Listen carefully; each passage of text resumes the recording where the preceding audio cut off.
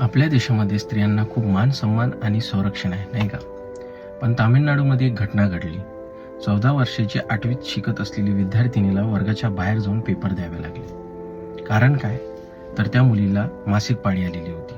तिथल्या मुख्याध्यापकांनी आणि शिक्षकांनी हा योग्य निर्णय निवडला की तिला वर्गात न बसू देताना आपण तिला बाहेर देऊन पेपर सोडायला. सलग 1 दिवस नाही तर त्या विद्यार्थिनीने 5 दिवस वर्गाच्या बाहेर जाऊन पेपर सोडवले. खरंच ही मानसिक स्थिती आणि ही मानसिकता खूप चांगली आहे. ज्या ठिकाणी मला तर या गोष्टीचं खंत वाटतं की ज्या ठिकाणी विद्यार्थ्यांना घडवलं जातं, ज्या गोष्टीचं ज्ञान दिलं जातं, त्या ठिकाणी अशा गोष्टी घडतील. खरंच आपल्या देशाचा खूप विकास होणार आहे आणि स्त्रियांच्या संरक्षणाबाबतीत या गोष्टी घडतील.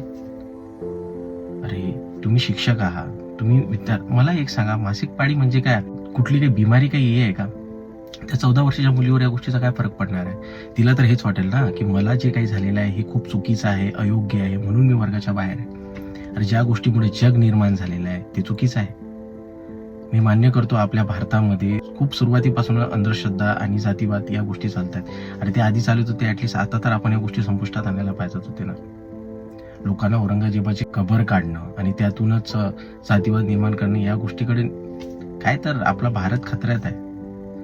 खतऱ्यात आहे आपला देश. खरंच या विचारसरण्याने आपला देश खरंच खतऱ्यात आहे.